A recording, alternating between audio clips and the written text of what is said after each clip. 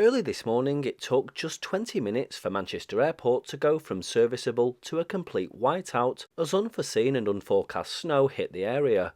This caused the runways to be out of action for a short while. As news stories and keyboard warriors took to the internet to moan about delayed flights and how the airport isn't handling it very well, whilst being totally uneducated on the subject, I thought I'd monitor the control tower frequency and put together a video showing just how excellently the airport deals with situations like this. I'll take the opportunity here to say that I use this tool for airband monitoring. It's a full database of every single civil and military airport and airfield in the UK, along with air-to-air refuelling, air defence, SAS and MOD sites, parachuting and pretty much everything, and you can find a link in the description below.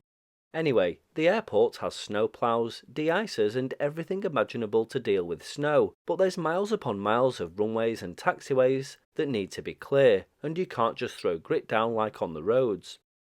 Only certain de-icing chemicals can be used so as not to have a detrimental effect on the environment, and the runway is treated to prevent it icing over, although this can't deal with large and sudden snowfalls. This morning everyone moved quickly and effectively, albeit with some natural knock-on delays to flights, and got things running, and I think the airport and the teams on the ground and in the tower should be congratulated. This is the moment the airport went from complete runway and taxiway closures to accepting and handling aircraft again. So we'll join Virgin 110 in the cockpit first. It's an Airbus A330 from Atlanta, Georgia. He's out over Merseyside to the northwest of the airfield, orbiting in an elongated track. He's circled many times now at 8,000 feet and is wanting to get down into Manchester as soon as possible. He's currently the only aircraft inbound at this point, or at least close by, and he's weighing up his options. East Midlands has offered their support in case he can't land at Manchester due to the delays in runway clearance. East Midlands is on hold and has refused another aircraft in order to give Virgin 110 priority. Heathrow doesn't have a slot for the aircraft, so it's a toss-up between Manchester and East Midlands. Virgin 110, yeah, you're the only person that's waiting at the moment, so you are number one for the approach. Are you wanting to stick with it, or are you still going to wait till half past to make that final decision? Yeah, we're going to stick with it still. We just, obviously we can't go a lot over, so we'll take it. We'll take that spot now of 0950, will we? Because that was given to the number one aircraft before. Yeah, you're the only person here, so as soon as they open, we can make an approach. I'm just going to ring the tower back and just get an update on where they are, if they've got any more further information for you as to how they're getting on with that runway clearance. They have rung me and said they wanted to know what your situation is with East Midlands, because if somebody else wants to divert there, and they said no at the moment based on you potentially going. So it's just something to bear in mind when you make a decision, but they can hang on until we get a bit more information, so I don't want you to divert out and then we go, oh yeah, it's open, you could have got in here. So I'll just get that information from the tower, so they've got a more hard time for you, and then you can make an informed decision on that.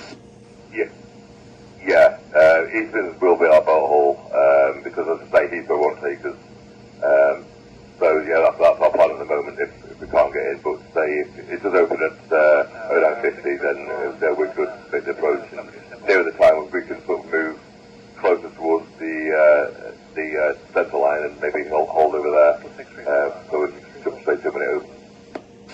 Yeah, sure, no problem at all. And so you're happy that East Midlands is only Fire Cat 7? Yeah, that's fine. Okay, no problem. I'll get back to you. I'll ring the tower now and I'll get back to you hopefully at more firm time. You may have heard the controller ask Virgin 110 if they're happy that East Midlands is only Fire Cat 7. What this means is Cat 7 can accommodate a 757-200 or 767-200, but not the 300 variants. They need Cat 8. The A330-200 also needs Cat 8, but Virgin 110 is a 300 variant, so that requires Cat 9. Basically, the higher the category, the bigger the crash, fire and rescue service on offer. Virgin 110 was given clearance to move closer to Manchester Airport and continued its orbit over the Oldham and Rochdale areas. Meanwhile, at Manchester, the runway has an RCC of 5. An RCC, or runway condition code, of 5 indicates that the runway is wet or has light snow or slush on it. Officer Roger, it's 555 and 100% confirm with anti-hazing fluid. Hey, firm, and I'll complete a report now and it'll be with you shortly, thanks. 4 means compacted snow, 3 means higher levels of wet or dry snow, 2 is slush or standing water, and 1 is ice. The runway has anti-icing fluid on it and is declared serviceable by the ops team on the ground.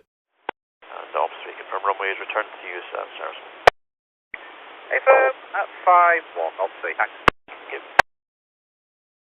Virgin 110 has been cleared to approach and they're deciding what to do as it lands, as a number of taxiways are still frozen. Ops 3. Is the plan still to hold the Virgin at the end of the runway, or is Alpha available now? I'm just heading down there. I'll have a look at the taxiway, but I believe the guys are near enough cleared Alpha. I believe it's going to stand 63, so if there's a route to stand 63, Okay, that's copied, yeah. I'll come back to you shortly, thanks. Great, thank you. Virgin 110 has been cleared to land, while the team at the airport confirm which taxiways are open for use. The important thing is that the runway can be entered and vacated. Hello, Virgin. Yes, 110, fully established 23 right, 7.5 miles.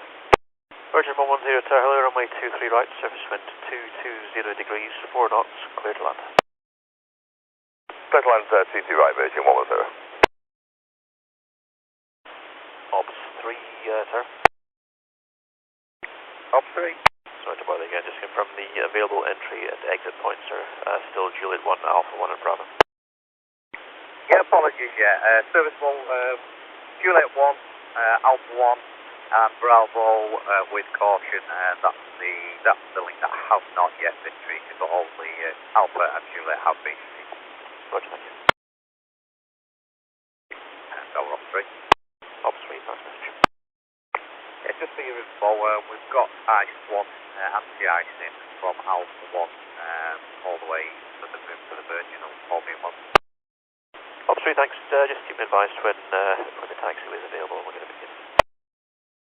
We'll go Ops 3. I'm sorry, Virgin 110, can we take Bravo? Virgin 110, if you roll to the end, please, link Alpha has been de-iced, Bravo hasn't yet. Okay, Alpha, Virgin 110. Virgin 110 is told to run to the very end of the runway and take the last taxiway. Here's an interesting point. The ops team asked the tower to get a braking action from the Virgin A330 that's just landed. Braking action reports are reports made by pilots on the deceleration and directional control they perceive as they stop an aircraft on runways contaminated by standing water, slush, snow or ice. Ops 3. Ops 3 down. Can I just get a braking action off the Virgin that's just landed, please? Virgin 110, do you have an estimate of braking action? Yeah, it's braking action, that's good, Virgin 110. The pilot reports that braking was good, which is a positive sign. Ops 3, do you copy? Much, Ops 3. Ops 3, happy for the aircraft to use taxiway Alpha. Hey, firm, yeah, Alpha is now serviceable till Alpha 3. I'll give you a call back with further. Absolutely. Virgin 110, vacate at the end and via Alpha, hold at Alpha 3. At the end, and hold that Alpha 3, Virgin 110. Now Ryanair 23 Victor Golf is 7 miles out on finals to 23 right. The priority is to get aircraft on the ground before anything leaves the airport. Tower Ryanair 23 Victor Golf, good morning, 7 miles final, ILS 23 right.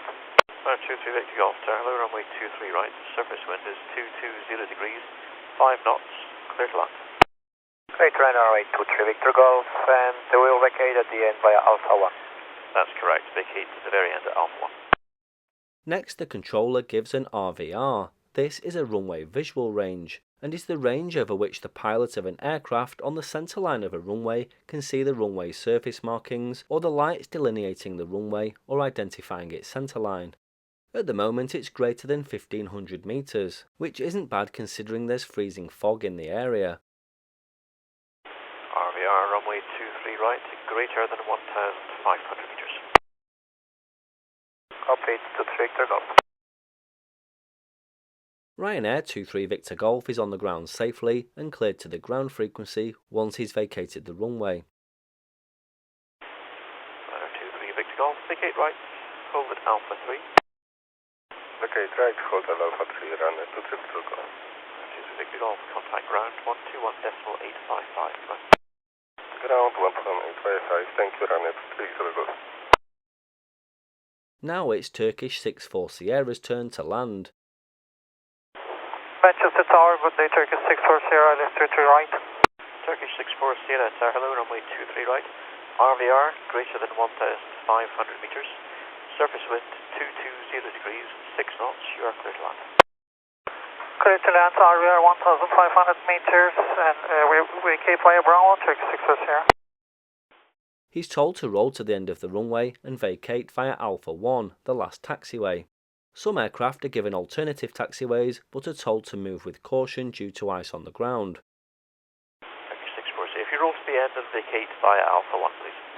Vacate via Alpha 1, copy 10, clear to land, Turkish 64 Sierra. Turkish 64 Sierra, vacate at the end and taxi holding point Alpha 3. Vacate at the end and taxi holding point at Alpha 3, Turkish 64 Sierra. I-028 Tango Bravo is available to vacate if you wish, but usable with caution only.